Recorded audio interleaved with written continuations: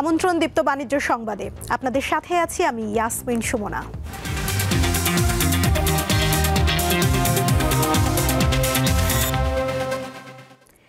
বাজারে এসেছে নতুন নকশার 500 টাকার নোট। এই নোট ইস্যু করেছে বাংলাদেশ ব্যাংক। নোটটি প্রথমে মতিঝিল অফিস থেকে এবং পরে অন্যান্য অফিস থেকেও পাওয়া যাবে। নতুন 500 টাকার নোটের সামনে রয়েছে কেন্দ্রীয় শহীদ মিনারের ছবি এবং মাঝখানে পাতা ও কলি সহ জাতীয় ফুল শাপলা। আর নোটের পেছনে রাখা হয়েছে বাংলাদেশ সুপ্রিম কোর্টের ছবি। নোটে জলছাপ হিসেবে ব্যবহার করা হয়েছে রয়্যাল বেঙ্গল টাইগারের মুখ, যার নিচে ইলেকট্রো টাইপে 500 এবং বাংলাদেশ ব্যাংকের মনোগ্রাম দেখা যাবে। পুরো নোটে সবুজ রঙের আধিক্য রাখা হয়েছে। এই নোটে স্বাক্ষর থাকছে গভর্নর ডক্টর আহসান এইচ মনসুরের। সপ্তাহের শেষ কার্যদিবসে ঢাকা স্টক এক্সচেঞ্জে মন্দাভাবের মধ্য দিয়ে চলছে লেনদেন। বেড়েছে মাত্র 48টি শেয়ারের দাম আর কমেছে 277টির। এ বিষয়ে জানাতে আমাদের সঙ্গে যুক্ত আছেন আমাদের সহকর্মী শাহরিয়ার ইমন। ইমন, এই মুহূর্তে ঢাকা স্টক এক্সচেঞ্জের লেনদেনের পরিস্থিতি কেমন দেখছেন, বিস্তারিত জানাবেন।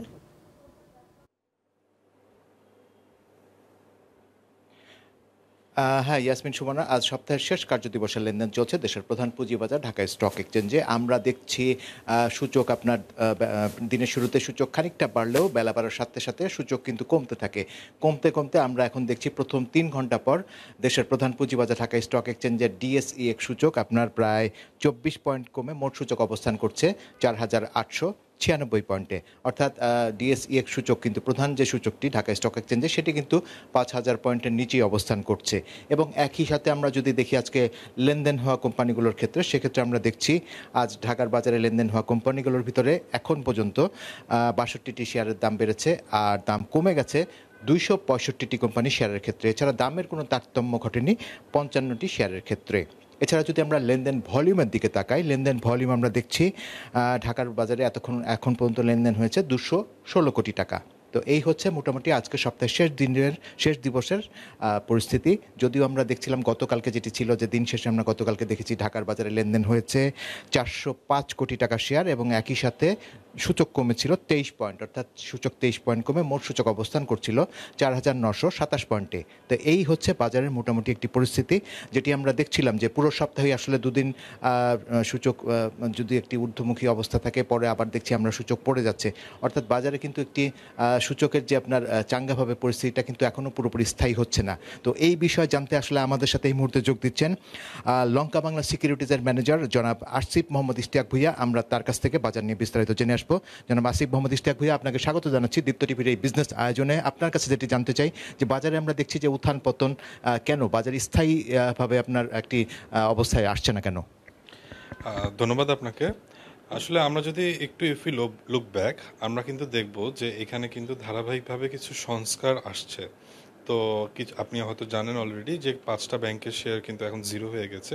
তার পাশাপাশি এখন কিন্তু একটা কনসার্ন আছে 9টি ফাইন্যান্স প্রতিষ্ঠান নিয়ে, আর্থিক প্রতিষ্ঠান। সো এইটা নিয়ে কিন্তু আসলে বিনিয়োগকারীরাও একটু কনসার্ন আছে, আমরাও কিন্তু একটু সাইডলাইনে আছি যে এরকম আরও কী সংস্কার ঘটতে যাচ্ছে। তার পাশাপাশি যদি আমি একটু বলি, কিছু পলিটিক্যাল আনসার্টেনটিস কিন্তু অ্যারাইজ হচ্ছে। সো এইটার কারণেও কিন্তু আসলে মার্কেটটাও এই কারণে একটু ভলাটাইল আছে। আমার ধারণা যে এই সংস্কারগুলো যখন শেষ হয়ে যাবে, তার পাশাপাশি যখন আমরা নির্বাচনী তফসিল যখন ঘোষণা হয়ে যাবে, তখন আস্তে আস্তে কিন্তু আমরা একটা স্টেবিলিটির দিকে যাব আশা করি। এখানে আসিফ ভাই, কয়েকটি বিষয় কিন্তু আমরা দেখছি যে ইতিমধ্যে কিন্তু আপনার যেটি আপনার হচ্ছে যে ঋণ নিয়ে কিন্তু আপনার একটি বিধিমালা হয়েছে, তারপরে আপনার মিউচুয়াল ফান্ড নিয়ে একটি বিধিমালা হয়েছে এবং একই সাথে কিন্তু আইপিও বিধিমালাটি কিন্তু সেটি কিন্তু আপনার বাজারে কিন্তু আপনার আসার অপেক্ষায় আছে। অর্থাৎ এটি আপনার একটি খসড়া ড্রাফট আমরা দেখেছি। তো এই যে বিধিমালাগুলো আপনার কিছু প্রয়োগ হয়েছে, কিছু কিছু আপনার প্রয়োগের অপেক্ষায় রয়েছে, এগুলোর ক্ষেত্রে কী অবস্থা বিরাজ করছে? এগুলো তো চলমান আছেই এবং মার্জিন রুলসটা বহাল আছে এবং আইপিও নীতিমালাটা এখনও পুরোপুরি গ্যাজেট আকারে আসেনি, আর আমার ধারণা এটাও চলে আসবে। সো সব এগুলো সংস্কার চলছেই। এখন এইটার রেজাল্ট কি ইন দ্য লং টার্ম বোঝা যাবে, যে এটা পজিটিভ রেজাল্ট হলো নাকি নেগেটিভ রেজাল্ট হলো।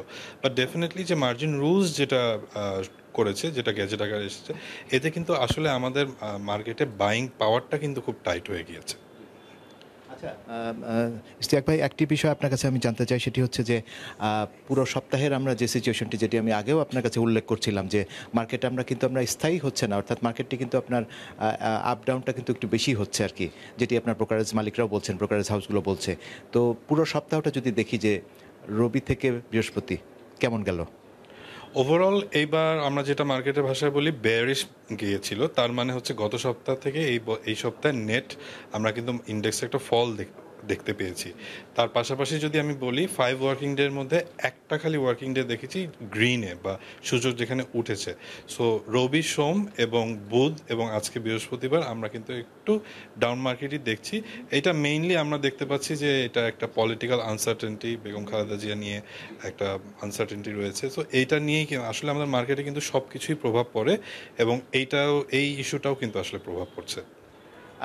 আসলে বিনিয়োগকারীদের এখন কিভাবে বিনিয়োগ সিদ্ধান্তটা কেমনভাবে নেওয়া উচিত? এই মুহূর্তে আমি সবসময় যেটা বলি আপনাকে, কিছু কিছু শেয়ার দেখবেন যত চেঞ্জেস আসুক না কেন, মার্জিন রুলসে যতই চেঞ্জ আসুক না কেন, তাদের এফেক্ট পড়ে না। এরকম কিছু ফান্ডামেন্টালি স্ট্রং শেয়ার যেগুলোর বাজারে মার্কেটে প্রোডাক্ট আছে, সেরকম শেয়ারগুলো আসলে আমাদের কিনে রেখে দিতে হবে। তাহলে কিন্তু আমরা মার্কেট যখন স্টেবল হবে এবং ঊর্ধ্বমুখী হবে, তখন কিন্তু আমরা দেখব এই শেয়ারগুলোই কিন্তু আসলে লিডিং পজিশনে যাচ্ছে। আচ্ছা জনাব ইশতিয়াক, একটি বিষয় আসলে না বললেই নয়, সেটি হচ্ছে যে আপনি জানেন যে আমাদের বাজারে যে যখন আপনার দাম বাড়ে সবগুলো ম্যাক্সিমাম শেয়ারের দাম বেড়ে যায়, কমে যায়, যখন আবার সবগুলো একসাথে কমে যায়। এখানে আপনার ব্রোকারেজ মালিকরা বলছেন যে আমাদের একটি হুজুগে বিনিয়োগ করার একটা বিনিয়োগকারীদের প্রবণতা রয়েছে, তো এটি কেন? এটা ডেফিনেটলি, কারণ আমি মনে করি যে আমাদের এখানে ম্যাক্সিমাম বিনিয়োগকারীরা কিন্তু একটু শর্ট টার্মে চিন্তা করে।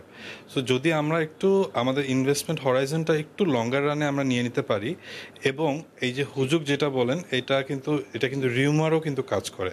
বিভিন্ন জায়গা থেকে রিউমার্স তৈরি হয় এবং রিউমার বেস করে বিনিয়োগকারীরা কিন্তু ইনভেস্টমেন্টের একটা ঝুঁকি নেয়, এরপরে দেখা যায় যে তারা একটা ক্ষতিগ্রস্ত হয়েছে। সো আমি বলবো যে কান কথায় কান না দিয়ে নিজে একটু বাসায় হোমওয়ার্ক করে স্টাডি করে যেই শেয়ারটা তাদের অ্যাকচুয়ালি ভালো মনে হয় সেই শেয়ারগুলোই আসলে কিনে রাখা উচিত। এবং ভালো শেয়ারগুলো কিন্তু আসলে বেশি ডিপলি অ্যানালাইসিস করা লাগে না, এগুলো এদের একটা ব্র্যান্ড ভ্যালু থাকে। বিভিন্ন ব্যাংকস যেগুলো এখন ভালো ব্যাংকস কোনগুলো, এগুলো কিন্তু আমরা এখন সার্ফেস হয়ে গিয়েছে। সো এই ভালো ব্যাংকগুলোতে আমরা যদি বিনিয়োগ করে রাখি, বা বড় বড় ফার্মাসিউটিক্যাল কোম্পানি যেগুলো ডমিনেন্ট, আমরা সবাই, আপনি আমি, আমরা সবাই নামগুলো জানি, তো এইগুলোতে কিন্তু বিনিয়োগ করে রাখলে কিন্তু আসলে আমরা হয়তো একটা ভালো একটা ক্যাপিটাল গেইন ইনশাল্লাহ within a couple of months পাবো।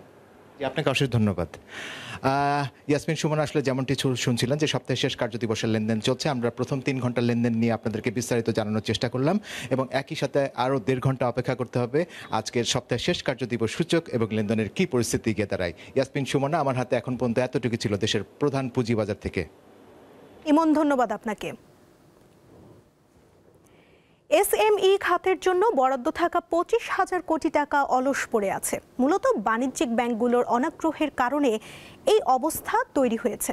রাজধানীতে বুধবার বিসিক আয়োজিত এক অনুষ্ঠানে এমন অভিযোগ করেন খোদ বাংলাদেশ ব্যাংকের গভর্নর। ঋণ বিতরণ ও আদায়ে দুর্বলতার কথাও উল্লেখ করেন তিনি। রাজধানীর তেজগাঁয়ে অবস্থিত বিসিক ভবনে চলছে 5 দিনব্যাপী বিজয় মেলা, যেখানে রয়েছে হস্ত ও কারুশিল্পের নানা পণ্য। বিসিকের নিবন্ধিত উদ্যোক্তাদের তৈরি হরেক রকমের দেশি পণ্য মিলবে এই মেলায়। বুধবার এই মেলা পরিদর্শনের পাশাপাশি বিসিকের এজিএমে যোগ দেন শিল্প উপদেষ্টা ও বাংলাদেশ ব্যাংকের গভর্নর। বিগত সরকারের সময় এসএমই খাত অবহেলিত ছিল উল্লেখ করে শিল্প উপদেষ্টা বলেন, মোট কর্মসংস্থানের সিংহভাগকে দাবিয়ে রেখে অর্থনৈতিক উন্নয়ন সম্ভব নয়। বিসিক অনেক উদ্যোগ তৈরি করেছে সত্যি, কিন্তু আমলাতান্ত্রিক জটিলতা, ঋণের অভাব এবং সেবার মান প্রশ্নে উদ্যোক্তাদের অভিযোগও কিন্তু কম নয়। তাই জুলাই অভ্যুত্থানের পরবর্তীতে আমরা বাংলাদেশে এমন বিসিক দেখতে চাই যা সম্পূর্ণভাবে স্বচ্ছ, জবাবদিহিতামূলক এবং উদ্যোক্তা বান্ধব। অনুষ্ঠানে গভর্নর ক্ষুদ্র উদ্যোক্তাদের ঋণ পেতে নানা ভোগান্তির কথা তুলে ধরেন। সত্যি কথা বলতে সারপ্রাইজ যে মাত্র 200-250 কোটি টাকা আপনারা ঋণ দিচ্ছেন, এটা আরও অনেক বেশি হওয়া উচিত ছিল, এবং আমরা তো চাই আরও ঋণ বাড়াতে। এই মুহূর্তে 25,000 কোটি টাকা আমাদের হাতে আছে, কিন্তু ব্যাংকগুলো দিতে পারছে না। তো এখানে আমাদের বিতরণের কার্যক্রমের দুর্বলতা আছে, আমাদের ইনস্টিটিউশনাল অ্যারেঞ্জমেন্টের প্রবলেম। আমি একটু দেখব যে সরাসরি আপনারা কি ঋণ ম্যানেজ করতে পারবেন কি না। 2,000 কোটি টাকা দিয়ে দিলাম, দেওয়া কিছু না, কিন্তু 2,000 কোটি টাকা নষ্ট হওয়াটাও কিন্তু সময় লাগবে না। আদায় করতে পারবেন কিনা সেটা আগে দেখেন। প্রতিদিন সকাল 10টা থেকে রাত 8টা পর্যন্ত মেলা প্রাঙ্গণ সর্বসাধারণের জন্য উন্মুক্ত থাকবে, চলবে আগামী শুক্রবার পর্যন্ত। শাহরিয়ার ইমন, দীপ্ত সংবাদ, ঢাকা। হবিগঞ্জের শাহজি বাজারে গ্যাস ফিল্ডের 5 নম্বর কূপে গ্যাসের সন্ধান মিলেছে। ওয়ার্কওভার কাজ শেষে বুধবার এক জাতীয় গ্রিডে অতিরিক্ত আরও 12 মিলিয়ন ঘনফুট গ্যাস সরবরাহ শুরু হয়েছে। এর ফলে বাংলাদেশ গ্যাস ফিল্ডস কোম্পানি লিমিটেডের আওতাধীন কূপটি থেকে মোট 26 মিলিয়ন ঘনফুট গ্যাস জাতীয় গ্রিডে যোগ হচ্ছে। গতকাল বিকেলে জাতীয় গ্রিডে গ্যাস সরবরাহ কার্যক্রমের উদ্বোধন করেন পেট্রো বাংলার চেয়ারম্যান রেজানুর রহমান। এর আগে গত 5ই অক্টোবর কূপটিতে ওয়ার্কওভার কাজ শুরু করে বাপেক্স। চাষি, ক্রেতা ও আড়তদারদের ভিড়ে প্রতিদিনই সরব থাকে দেশের দ্বিতীয় বৃহত্তর সবজির বাজার নিমসার। কুমিল্লার এই বাজারে দৈনিক বিক্রি প্রায় 2 থেকে 3 কোটি টাকা। আবহাওয়া ও সবজির সরবরাহের উপর নির্ভর করে এই বাজারের দরদাম। ঢাকা চট্টগ্রাম মহাসড়কের পাশে কুমিল্লার বুড়িচংয়ে এই বাজারের নাম নিমসার বাজার। মধ্যরাত থেকে সকাল 9টা পর্যন্ত ক্রেতা বিক্রেতা ও পাইকারদের পদচারণায় মুখর হয়ে ওঠে এই বাজার। যাতায়াত ব্যবস্থা ভালো থাকায় দেশের নানা প্রান্ত থেকে ক্রেতা বিক্রেতারা পণ্য নিয়ে আসেন দেশের দ্বিতীয় বৃহত্তর এই কাঁচা বাজারে। পাশাপাশি মহাসড়কের পাশে হওয়ায় পাইকাররাও খুব সহজেই সবজি পরিবহন করে ঢাকায় নিতে পারেন। রাত্রের 2টার থেকে শুরু হয়, সকাল 10টা 11টা পর্যন্ত চলে। বড় বাজার আপনার সব ডিস্ট্রিক্টের মানুষ আসে, সব ডিস্ট্রিক্টে তরকারি আসে। নিমসার বাজার থেকে পাইকাররা ট্রাক ভরে পণ্য কিনে নিয়ে যান বিভিন্ন স্থানীয় বাজারে। বেচা কিনেও মোটামুটি ভালো, ক্রেতাও ভালো, বিক্রিও ভালো হয়, ক্রেতারাও খুশি হয়। কম দামে পাওয়া যায়, একবারে পাইকারি রেটে আর কি। তো বিভিন্ন দেশ থেকে মানুষ আসে এখান থেকে বাজার নেওয়ার জন্য, এবং এখান থেকে বাজার নিয়ে গ্রামে পাইকারি বিক্রি করা হয়। মোটামুটি ভালো মানুষ হয়, ব্যাপারীও ভালো হয়, দরদামও ভালো আছে, সব দিক দিয়ে সুযোগ সুবিধা আছে। কুমিল্লার নিমসার বাজারে শাকসবজির পাশাপাশি দেশের বিভিন্ন স্থান থেকে আসে ফলমূলও। নিমসার বাজার সাদা রাশি আলুটা আসে রাজশাহী থেকে, আর লালটা আসে জয়পুরহাটের থেকে। বুড়িচং উপজেলা প্রশাসনের অধীনে এই বাজারটি ইজারার মাধ্যমে পরিচালিত হয়ে আসছে দীর্ঘদিন। কামরুন নাহার, দীপ্ত, বার্তা কক্ষ।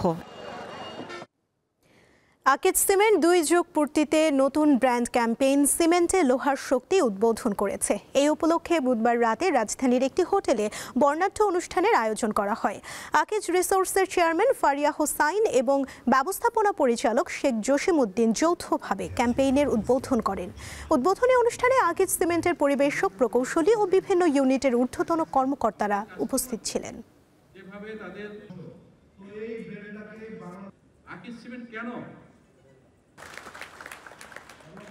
টোটাল মিলে আমরা শুরু করেছিলাম,